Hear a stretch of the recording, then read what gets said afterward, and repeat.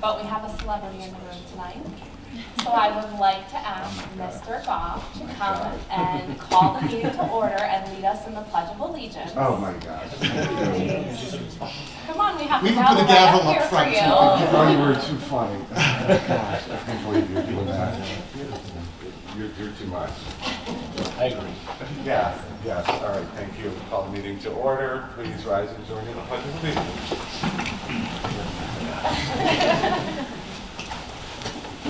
I pledge allegiance to the flag of the United States of America and to the republic for which it stands, one nation, under God, indivisible, with liberty and justice for all.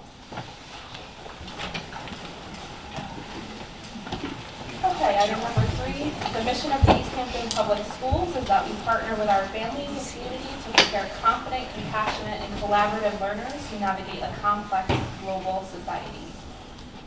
Item number 4, student and staff recognition. Good evening to everyone. We're going to start with honoring our Board of Education.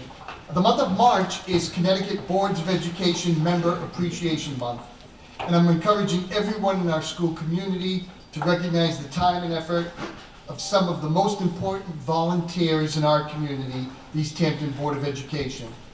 We appreciate our board's daily efforts and their commitment as they work as a team to oversee the investment of our taxpayers while we work to make the East Hampton Public Schools the best school system in the state of Connecticut. This group of individuals volunteer countless hours in meetings, subcommittee meetings, town meetings, and other events that require time and energy. The behind-the-scenes work that they do is so important to every aspect of our school. This relatively new board is working hard to establish themselves as the #1 driving force in educational improvement. The work is grueling, and the thanks typically include references on social media and perhaps the necessity of shopping in public on off hours. For most of our board members, they have just completed the most important annual task in terms of time, energy, and passion. That is the development of the annual education budget. So tonight we honor the work, the success, and the passion of the East Hampton Board of Education. The Board of Education is often called the #1 factor in the achievement of schools and children, and we appreciate our board's daily efforts, their love of children, their commitment to our schools, and the dedication to this town. So happy Board of Education Members Appreciation Month. Thank you.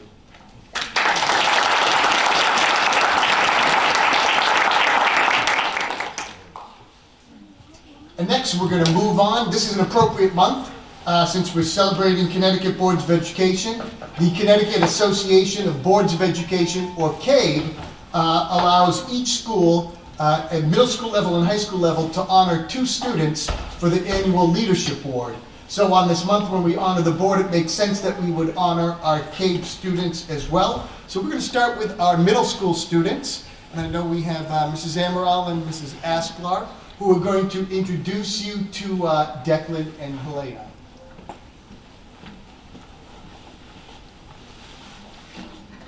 Good evening, everyone. Oh, just hit the button on the bottom that says on. I'm sorry. No. Press it and hold it. Okay. It's on. Hello. Oh, great. Good evening, everyone. We are honored to present our CABE Award to Declan Russell and Helena Victor. I am going to have you guys come up to the front, and Mrs. Asker and I will say a few words on behalf of both of you. Right We want there, you to be able yeah. to face the live stream camera so everybody at home Put you can on the see. spot for a little Yes. bit. Helena Victor is new to East Hampton this year, but has worked hard to integrate herself into our school community. With a tremendous amount of grace and self-advocacy, she has risen to challenges, managing to learn new routines, learn in a different language, and build positive relationships, all while upholding the highest of academic standards. In fact, during a family vacation, Helena showed a clear commitment to her studies, completing all of her class assignments with an exceptional quality of work and effort. Additionally, she demonstrates a notable sense of curiosity about her learning and about our world. With a quiet strength, she consistently supports and guides her classmates both in words and action, and is a valued member of their cheerleading squad. Her biggest strength, however, is in her unwavering focus on the learning rather than the grade. Aside from all of this, she has become a part of the Early Act Club this year, where she has cheerfully and selflessly volunteered her time to help others. With her proven dedication to her studies and athletics, along with her devotion to helping others, Helena has carved a place into our community, becoming a true asset to East Hampton.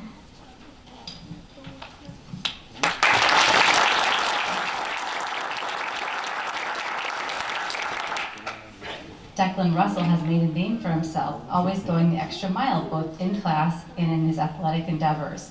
He works diligently, rising to challenges, and frequently goes above and beyond teacher expectations. He's even been seen helping others study for tests. In addition, Declan frequently asks how he can improve and is always receptive to feedback. He works well in groups, both self-selected and assigned, and encourages his peers. On the basketball court, he can be seen leading his team through warm-up activities without being asked, and mentoring the JV members through challenging moments both on and off the court, showing a true strength and character. Teachers use words like well-spoken, polite, and friendly when they describe him. Aside from his athletic and academic accomplishments, he has consistently demonstrated empathy in his volunteer efforts with the Early Act Club. In short, Declan Russell shows up. He always seeks to be better and to do better, both for himself and for others. His commitment to excellence and his compassion for others make him stand out as a true leader and a model within our community. Congratulations.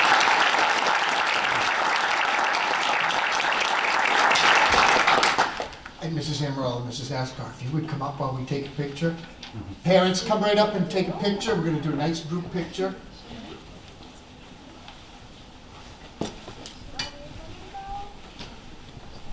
Yes.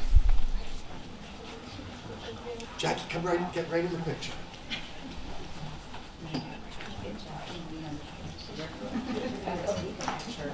I'll take a picture of that. Oh, yes, please. Here we go. 1, 2, 3. And we're going to take one more for the measure. And Paul's right around. 1, 2, 3.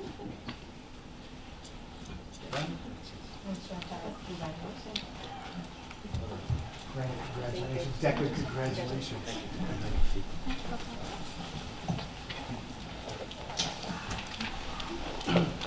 And next, we're going to honor our high school CABE Leadership Award recipients.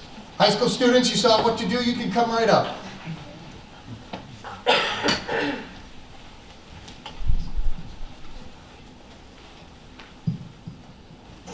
Good evening and welcome. Our first recognition for our CABE leader is Benjamin Nafis.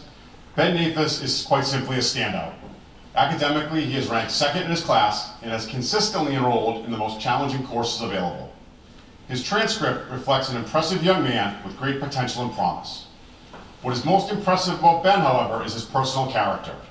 His teachers describe him as someone of high moral integrity, even-tempered, in even the most challenging situations, sincere, admirable, and one of the most polite students to come through their classrooms. Inducted into the National Honor Society as a junior, Ben leads through his stellar example of maturity, self-discipline, and his respectful approach to all that he does. As a varsity soccer player, member of the cycling team, and 4-year member of the high school concert band, Ben has consistently made a positive impact on East Hampton High School. He is a well-balanced individual who has a zest for adventure. One of his proudest personal accomplishments was completing the Great Divide mountain bike race this past summer. Ben and his family mountain biked the 2,500-mile route that starts at the Canadian border and ends at the Mexican border. This incredible feat took 46 days and was an impactful experience for Ben. He has a long-standing passion for mountain biking and races competitively throughout New England. Ben also manages to give back through coaching for both the middle and high school local youth cycling teams in the spring. Ben plans to double major in biology and philosophy in college. Congratulations, Ben.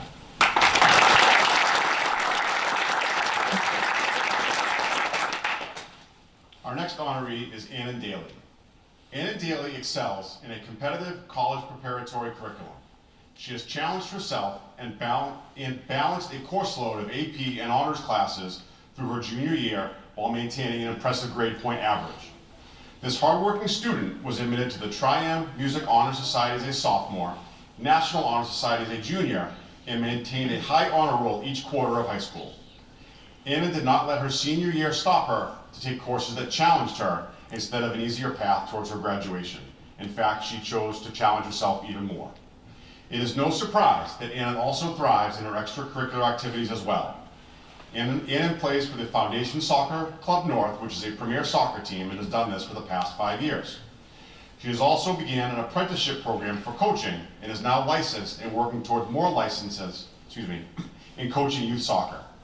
Anna is also the Board of Education student representative, and this is her second year in that role. She has found this experience very rewarding, as it is a way for her to be a voice for the entire student body at East Hampton High School. Not only was Anna inducted into 2 honor societies at our schools, but she is also the National Honor Society Secretary. She holds another leadership position as manager of the concert band and is also a runner on the varsity cross-country team. Congratulations, Anna.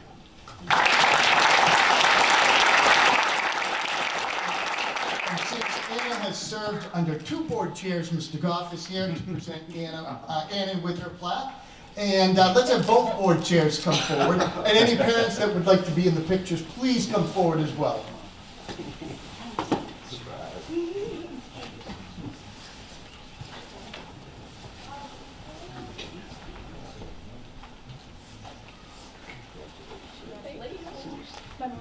Oh, I know, I saw it. This thing's all coming right. I know here. Good.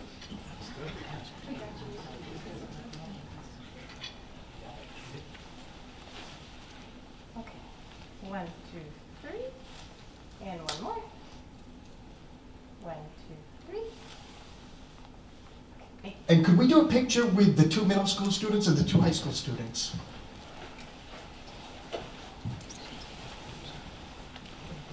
I love doing this on the same night and hearing about the accomplishments of our middle school students, knowing that they will achieve at least as much as the high school students when they get up to high school.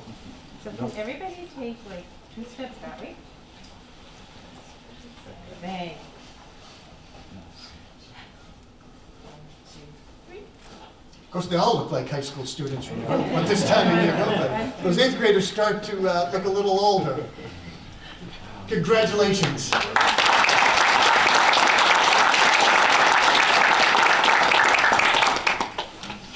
This is also an exciting night for us, and I'd love our interim staff of principals and assistant principals to come forward, please.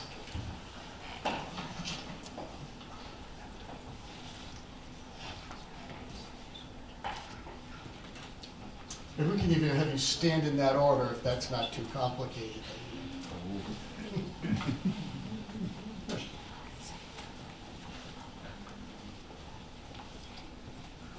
Nah, we didn't do it. Okay. It's effortlessly backwards, so we'll just leave it right like that. Okay. I am honored tonight to put before the Board of Education this evening the consideration for appointment of our 5 interim administrators who we know are prepared to lead our schools in the proud bell ringer tradition of excellence. These strong and effective leaders have led their respective buildings through the challenges of the pandemic and will continue to meet all challenges as they lead our schools as we pursue the best for the children of East Hampton. The board should be proud to note that our leadership team has emerged directly from the ranks of our teachers, speaking to the quality of our staff and the commitment of our staff to take the time to enroll in leadership programs and then take opportunities we offer throughout the district to engage in leadership roles that prepares one ultimately to take over the important role of building principal and assistant principal. It is with complete confidence in their work, having seen them in action since July 1, 2021, that I ask the board to appoint them to continue their roles, minus the interim titles, effective this July 1, 2022. Would anyone on the board like to make a motion to appoint the interim administrators to permanent positions effective July 1st, 2022? Yes, I would. I would like to make a motion to appoint the interim administrators to permanent positions effective July 1st, 2022. Do we have a second? Second. Okay, we'll open it up for discussion. I would like to thank Mr. Smith for having a keen eye and wonderful people that always surround him within the school system, and all of the wonderful administrators who have stepped up. I think it was important for the children in the school system to see familiar faces, especially during COVID. I was at the board meeting when we congratulated on all of the people in the prior position for their new opportunities, but I think everybody gasped and said, oh my goodness, what are we gonna do? We're in the middle of a pandemic. But to have the children and the students see the familiar faces step into these wonderful positions, I think was so important. So thank you for all the hard work that you do. Anybody else for discussion? Ditto. Okay, all in favor? Aye. Okay, motion is unanimous. Congratulations.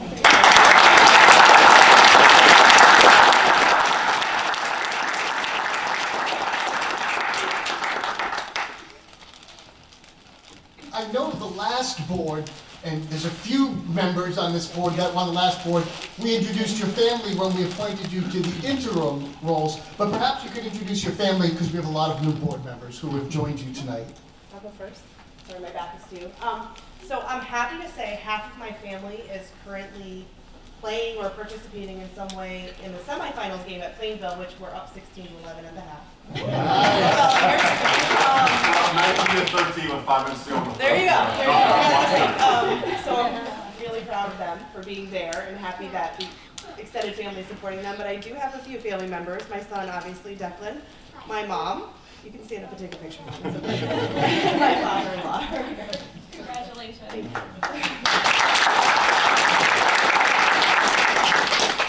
So tonight here in the room I have my father, David, you can stand so I can see you, my husband, Jamie, and my youngest son, Beckett.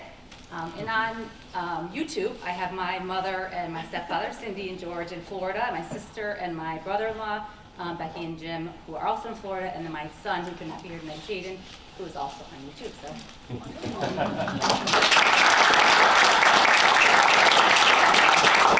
I have my husband Marco and my 2 little girls, Gabriella and Estella. I also have my parents here, Natalia and Caesar, and my sister might be on YouTube right now.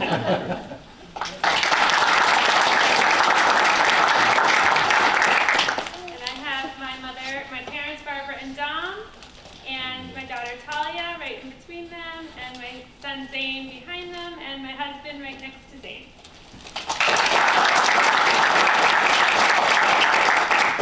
I have my husband and my 2 daughters, Lucia and Angelina, my husband Michael here.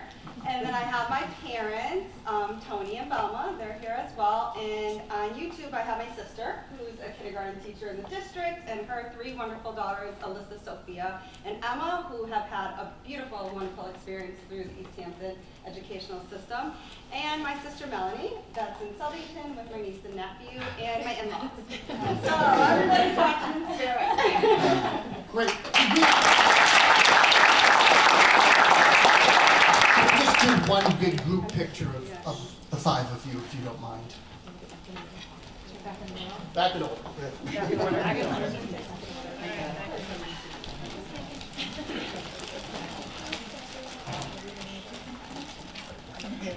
All right, 1, 2, 3. And 1, 2, 3. And I'm going to do 1, 2, 3. Congratulations to you.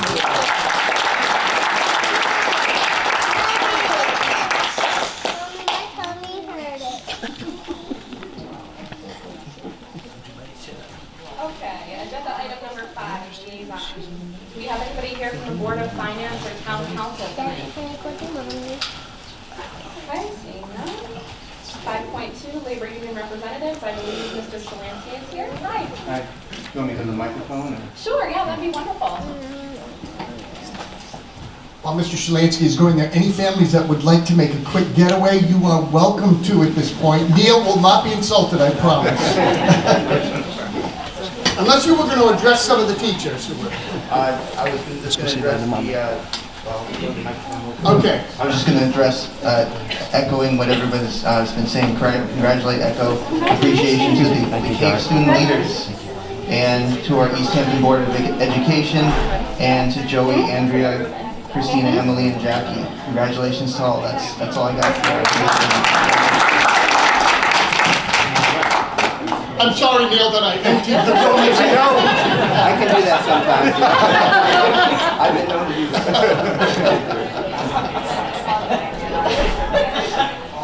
Your rating will go into the minutes, so everyone will see. They will be forever. We'll make sure Shelley includes them in the minutes.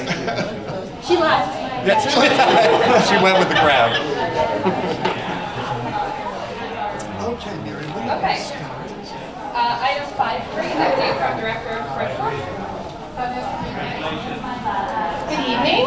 Happy Board of Education Members Appreciation Month to all of you. And if they thought they were leaving, I'm going to be talking about state testing. So it's hard to believe it's already time to update you on this, but each spring, students in grades 3 through 8 participate in summative state testing in both mathematics and English language arts. And this is mandated state testing that we use to help understand our students' performance at the end of the year. In grades 3 through 8, the Smarter Balanced Assessment is used for mathematics and English language arts, and our juniors participate in the Connecticut SAT School Day. It's hard to believe, but we're gearing up for these major assessments in the coming weeks. High school juniors will participate in the SAT on Wednesday, March 23rd, and our younger learners will start Smarter Balanced ELA in late March, early April. Mathematics and science come a little bit later in the calendar. The buildings and building principals, along with specialists, are busy preparing testing schedules and communicating with families regarding these assessments. Additionally, our IT team is working in collaboration with the buildings, as all of the assessments are completed online, the SAT for the first time this year. At each building, students have the opportunity to participate in practice assessments to ensure their familiarity with the testing platform and to gain confidence with the assessment process. And that's ongoing throughout the year in these grades. Assessments are staggered across the spring, as I mentioned, so those future assessments in science and mathematics will be held either in late April or in May. Additionally, our K-5 math program consideration process continues, as our math specialists have been responding to survey data from our teachers. We've been surveying them based on the February 18th PD Day to find out specifically what experiences they would like to have and making sure that we're providing them classroom visits, access to program materials, or even pilot opportunities in their classrooms. We are eager to ensure that the teachers have access to all the information they need to contribute to the decision-making process as we identify the best match for the East Hampton Public Schools. On March 24th, our K-5 special education team will review any program materials that are specifically designed for their instructional needs to continue to inform our process. And finally, on Friday, March 11th, we held professional learning in the district, and teachers were given choice and voice in their use of time. Many teachers used the day to participate in collaborative planning meetings with colleagues, to plan for spring instruction, to work on year-end events, and to participate in wellness opportunities facilitated by colleagues. It is hard to believe that Friday was just 2 days shy of the anniversary of the historic shift to online learning back in March of 2020. We acknowledged and celebrated the tremendous efforts demonstrated by the East Hampton Public Schools teachers to maintain instruction through so many different circumstances. The entire team was thrilled to plan for a spring that is filled with meaningful learning opportunities for our students and the many milestone celebrations that will be in place as well. Thank you. Thank you. Okay, we'll move to our updates from our principals. Good evening again, and thank you. Happy Daylight Savings Week, I'd like to start with. It was so nice to see the sun still shining as we entered Town Hall this evening, and it's one of my favorite weeks of the year, to have the sun shining a little bit longer each day. As I mentioned 2 weeks ago, Memorial is halfway through our March Reading Challenge. Our goal is to collectively read 3,000 books this month across the building, and we just hit the 1,500 mark. So we're very excited and well on our way to reach our goal. As a reward, we'll be having a school-wide dance party tomorrow afternoon at 2:45. At that time, we will drop everything, run music through our intercom system, and start boogieing in the classrooms. In honor of one of our young learners at Memorial School, we will be rocking our crazy socks next Monday for World Down Syndrome Day. World Down Syndrome Day is celebrated on March 21st every year to signify the uniqueness of the triplication of the 21st chromosome, which causes Down syndrome. And as we get ready to officially welcome spring this weekend, we are excited to be able to plan many spring events. One noteworthy event that we'll be watching unfold is the Story Walk that will be built at Singster Park. The Story Walk is being built by an East Hampton Eagle Scout candidate. It's a series of signs that will be positioned around the playground, and each sign will hold pages of a book. The story will unfold as children make their way from sign to sign around the playground. So soon, Memorial School students will be able to read while playing during recess each day. It's very exciting.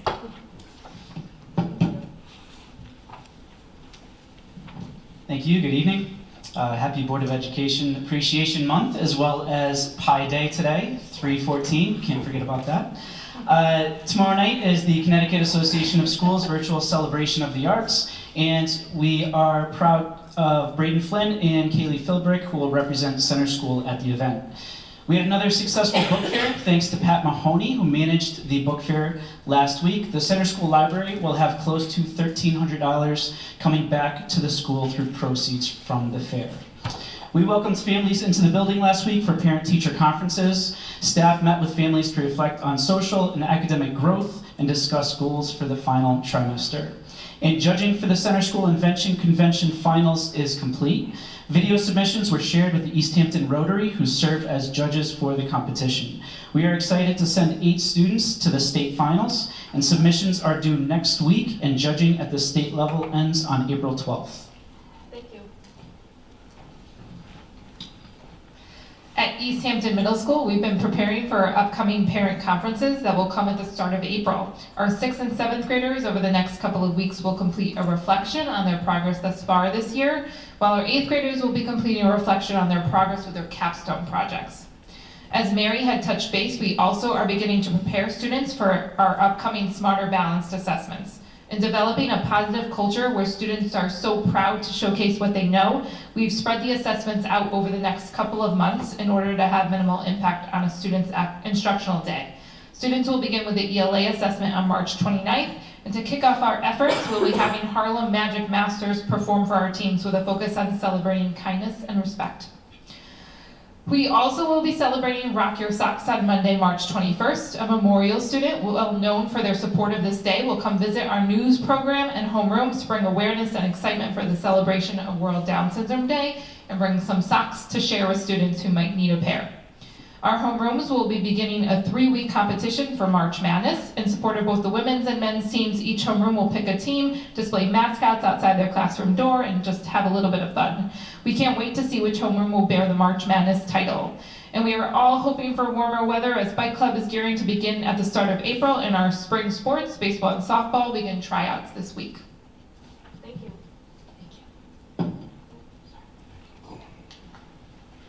My vote for March Madness is the Providence College Friars, in case anybody was interested. So good evening, everyone. I'd like to congratulations to all of our administrators. You know, we're very pleased and proud to have you join our administrative team. You've done a great job this year, and we're looking forward to working with you going forward. At the high school this week, the registrar of voters will be coming in on Wednesday to help our students, our older students, register to vote, which is a critical and very, very important part of our democratic society. We're getting ready for our Washington, D.C. trip on Wednesday as well. We'll have a meeting with the senior students during X Block and the senior parents on Wednesday evening. Also on Wednesday, I guess it's really busy at the high school. The juniors will be doing a pre-registration and preview of the SAT, which they'll be taking a week from Wednesday. This is the first year there'll be a digital test. You know, in past years, it's all been paper and pencil, so we're really excited to see what that looks like. It'll be a great preview for our juniors. For anyone that's interested, there are 61 days left in the school year, and the 3rd quarter of the year ends at the high school on Friday, April 1st. That is not a joke. And lastly, this past weekend, both Jess Starr and Briley Montanari competed in the Nike Indoor National Track and Field Championships. Jess broke a 20-plus-year-old school record in the 200-meter hurdles, and Briley also broke the school record in the 60-meter hurdles at the Nike Championships this past weekend. Thank you. Okay, item number 6, audience of citizens. If anyone would like to address the board, please feel free to come to the podium and state your address and name for the record.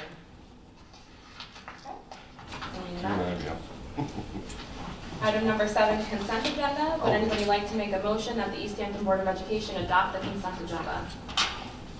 So moved. Second. Okay, motion and second. Any discussion? All in favor? Aye. Vote is unanimous. Motion carries. Committee reports. 8-1, Student Board of Education representatives.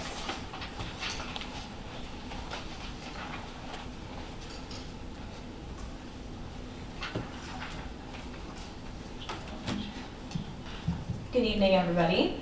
So for our school updates, next Monday, the senior class will be traveling to Washington, D.C. for our senior class trip. We will be touring the historic monuments, going on a boat tour, and even attending a professional hockey game. Mr. Abraham's Environmental Club will be painting their birdhouses this week and to hang up during the spring season. The Business Club will be meeting later this week to collaborate on a cleanup operation with the Art and Environmental Club, and they are also planning a potential field trip. Interact Club will have its monthly meeting this Thursday to give students opportunities for community service, leadership, and collaboration. The National Honor Society is in the midst of planning Bellringer's Got Talent, which will allow our students to showcase their talents in May, and then all proceeds from the event will be donated to a charity of the National Honor Society's choice.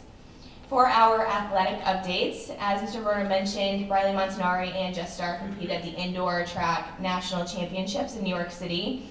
Jess set a school record for the 200-meter hurdles, and Riley Montanari also set a new school record for the 60-meter hurdles. Both girls ran it exceptionally well. Girls basketball is playing tonight against Bacon Academy in the state semifinal match. Crossing our fingers, they can make it to the final. And if they do make it to the final, they will be competing on March 19th at Mohegan Sun. And boys basketball ended their season last week in the first round of states.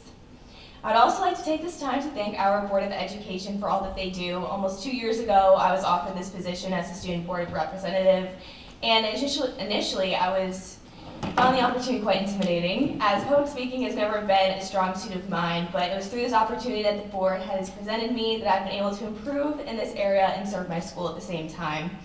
I watched over the last 2 years the Board of Education work tirelessly to ensure the best school environment and prioritize the needs of our students through the trying times we've all faced these last couple of years. They have played a substantial role in making my years as a student in East Hampton so positive, and for that, I thank you. Thank you.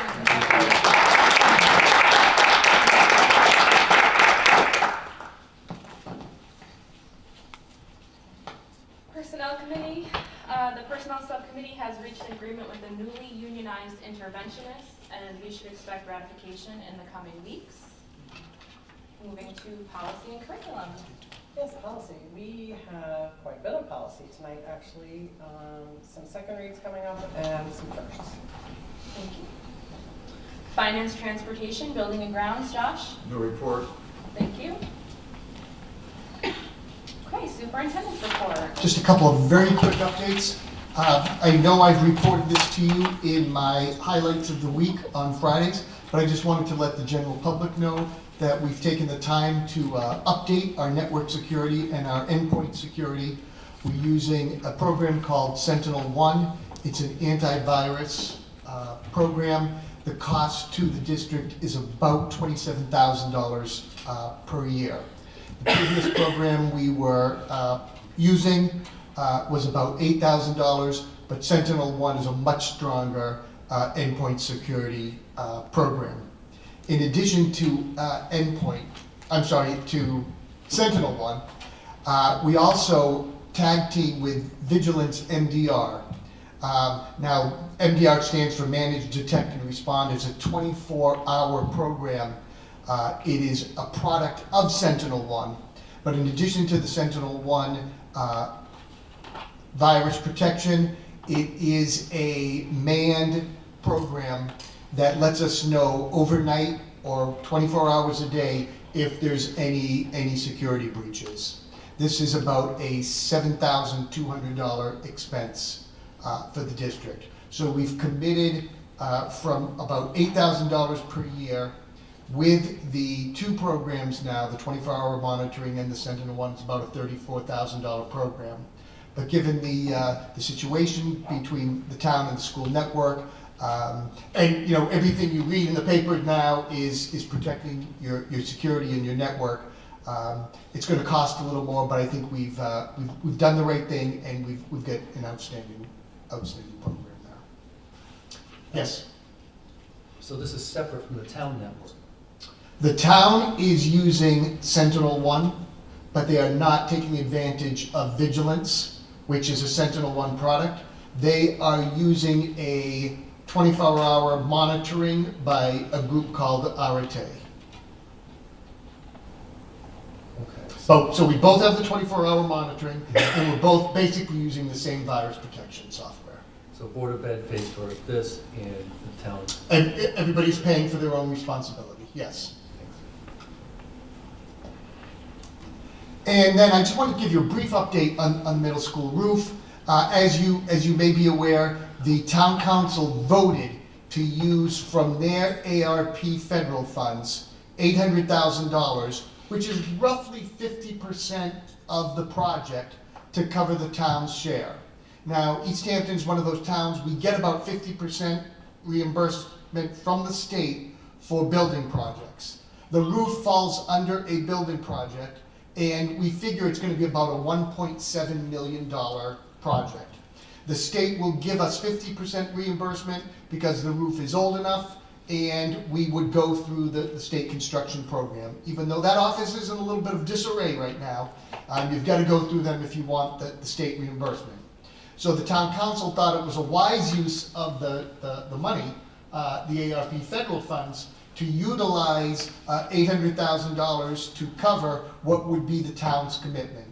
We would still have to pay the $1.7 million. It will go to referendum, but then the roughly $800,000 would come back to the town. The only catch with this, as we have found out, is that we were told initially by the state that if we use any federal funds, the project is not reimbursable. So in other words, if the town is committing $800,000 in federal funds, there would be no reimbursement for the project. So they'd have to pay $800,000 for the federal funds and come up with the other half. Then we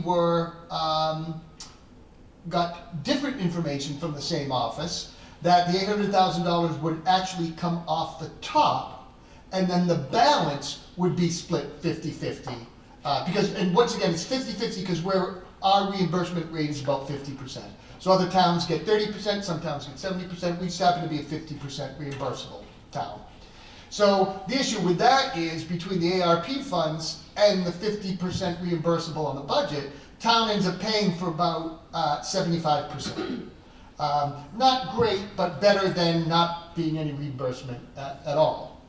Our lawmakers, though, are under the impression that there are no restrictions on the federal funds. So in the last 3-4 weeks, we've gotten 3 different answers. Lawmakers are hoping that there's no restriction on the federal funds, but the school construction office is telling us, yes, there are restrictions. The $800,000, the last we heard, comes off the top, and then the balance, figure roughly another $800,000, would be, that's where we would get the 50% reimbursement. Now, this is not a rush project. We're not necessarily looking to do the roof until the summer of '23 or '24, so we've got some time. However, we don't have an answer right now. What we are hoping is, because of the ARP, the nature of the ARP federal funds, which have to be spent in the next couple of years, that there would be some clause that, notwithstanding the use of the ARP funds, you could use them to be reimbursed. So I even said to the gentleman, I said, schools are getting all sorts of money to do HVAC systems and everything, and school buildings, and adding on additions. And the gentleman said, we are sending all those projects back because they can't use the ARP funds. So we've got these great funds that schools have access to, that the town has access to. There just seems to be a catch in using the funds right now. I'll keep you posted on that. I know Irene Haynes is aware of this. She sits on the education committee, subcommittee in the state. If we can do something to free up these funds. And once again, this is a short the second half of the biennial budget. It's a short General Assembly. even if it comes up next year, they can, we can find a way to utilize the funds to our own advantage, that would be helpful. But we'll keep you posted on that. Thank you. Any questions for Mr. Smith on that?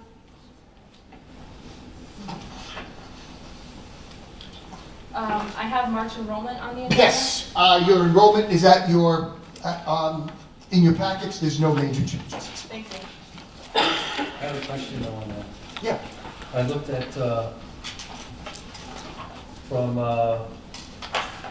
June to September, there's a 50% drop for total students receiving education services. The middle one. Yes. I was wondering what that was that expected?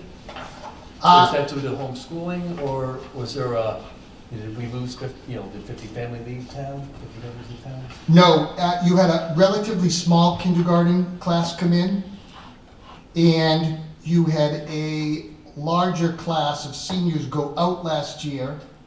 And if you look at our ninth graders, a few more ninth graders chose private school or magnet options than in the past. So it's kind of a combination of things. This number does include, in our enrollment, we are including the students who are, actually, this does not include the students who are homeschooling this year, but we anticipate coming back. So we always have homeschool students, but we're kind of counting pandemic homeschooling students as possibly returning. Some of them have already returned, but we anticipate probably another 20 to 25 students who were homeschooled this year during the pandemic to come back next year. Have you considered putting together a graph showing projections as well as these actuals? You actually get projections in November of each year. In November, okay. I can send that out to you. Again, in fact, maybe it didn't overlap with the board. Yeah. We pay a company to do long-term projections for us. How many years? They go out about 10, 15 years. Oh, that. Yeah, and that's not reliable because what's most reliable is kids that are already born, but they do projections, and they kind of announce that kids aren't born yet, but this is what the projections look. Focus on 1 or 2 years out, and it's a pretty accurate number. Yes, and NetStec who have done our projections, they have been pretty accurate. But I'll forward that to the board this week. Thank you. Thank you. Program presentation, there is none, which leads us to unfinished business. 11.1, the review of recommended Board of Education Policy 5112, ages of attendance. Do I have a motion to accept the recommendation of the Superintendent of Schools and the Board of Education Policy and Curriculum Committee to approve Policy 5112, ages of attendance? Second. Okay, so moved in a second. Any discussion? All in favor? Aye. All right, vote is unanimous. 11.2, review of recommended Board of Education Policy 5113, attendance. Do I have a motion to accept the recommendation of the Superintendent of Schools and the Board of Education Policy and Curriculum Committee to approve Policy 5113, attendance? Second. You had a motion first. I thought somebody said it. Was that motion seconded? Yes. Okay, thank you. Any discussion? All in favor? Aye, vote is unanimous. 11.3, recommended Board of Education Policy 5131.911, school climate plan. Do we have a motion to accept the recommendation of the Superintendent of Schools and the Board of Education Policy and Curriculum Committee to approve Policy 5131.911, school climate plan? So moved. Second. Okay, motion and a second. Any discussion? All in favor? Aye. Aye, vote is unanimous. Okay, 12, new business. Lots of policy. Yes, Nancy? a lot of policy. This one is a little bit different. We reviewed the existing policy 0050 Code of Ethics, but we reviewed it actually in conjunction with another that is related, and that is coming later on, but I'll just mention it. 9271, also Code of Ethics in the bylaws. So they appear in two different places, these two things that are redundant. They cover the same material. I think, my guess is that when 9271 was looked at, I believe in 2018, that probably was the time that we should have realized that, this code of ethics was repetitive. And so therefore, tonight, I would actually like to make a motion to just go ahead and waive the second reading and omit policy 0050 code of ethics on the basis that it appears in policy 9271 code of ethics. Second. Motion and a second. Any discussion? All in favor? Aye. Vote is unanimous. 12.2, policy 9271. Yep, 12.2, so there will be no changes to that. That is where the redundancies lay, and so there's no action required there. Okay, thank you. 12.3. Okay, 12.3, this is a first read.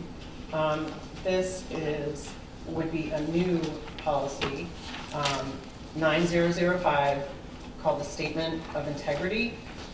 It is CABE's suggested wording that the committee took a look at, and it's a common policy to see relating to the Board of Ed. I don't know if anybody has any questions, but we do have the wording before us.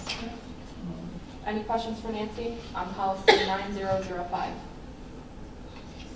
Okay. Yep, this is a question. So this is a new policy and specific to the actions of the Board of Ed members. Yes.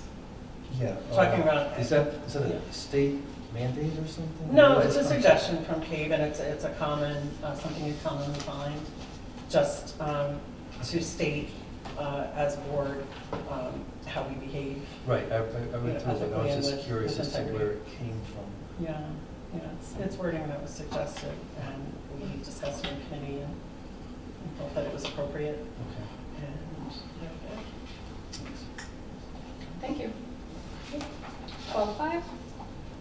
right.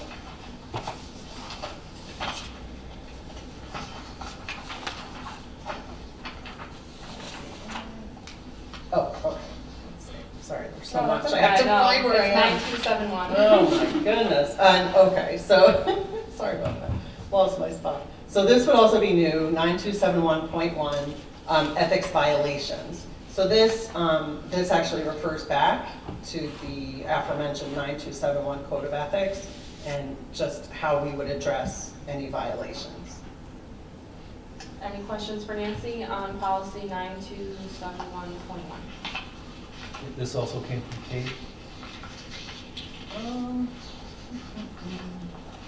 Yes, this is a CABE Yes, suggestion as well. Was suggested, yes. Yeah. It looks like There it is. Yep. the worst that could happen is you be censured.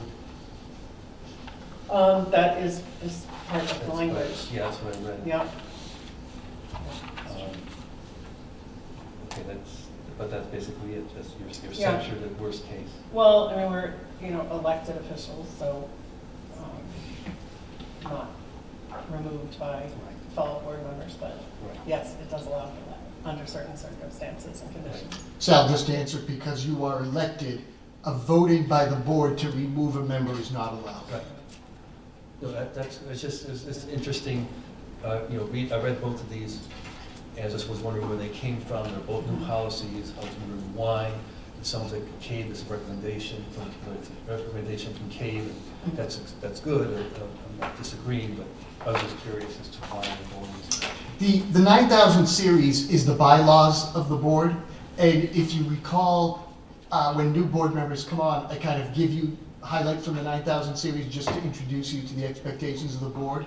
And I think because so many Connecticut boards have turned over, CABE is making suggestions on, updating the bylaws. Thank you. All right, item 13, future business. Any suggestions from the board for future business? Okay, hearing none. Personnel actions, there are none. Item 15, audience and citizens. Chris, do you want to say anything? Okay, since you put me on the spot. Please come to the podium. Oh my State your gosh, name and I want address to for go. the record. I want to do the podium. Okay, Christopher Goff, 39 Stevenson Road. First time I've had to say that. That was Florida or California. I know, Florida soon, yes. No, you know, I've watched the new board since November when I got off, and I be honest, it was a little kind of personal, emotional after so many years being involved, and having watched you guys and seeing you live for the first time tonight makes me feel a little more comfortable and happy things are going the way they're going. So thank you for all you're doing, and good luck. Thank you. Okay, item 16, calendar of events attached. Paul, anything you want to point out about the calendar? Yes, save the first weekend of April for our middle school and high school combined production of Grease in the auditorium. I think it's going to be a lot of fun, and I'm sure you'd love to see our kids smiling and dancing on stage, having a great time. We haven't been able to do a musical for the last 2 years, so to see kids singing and dancing on stage is going to be wonderful. Thank you. Okay, do we have a motion to adjourn? So moved. Second. Okay, motion and a second. Any discussion? All in favor? Vote is unanimous. Thank you.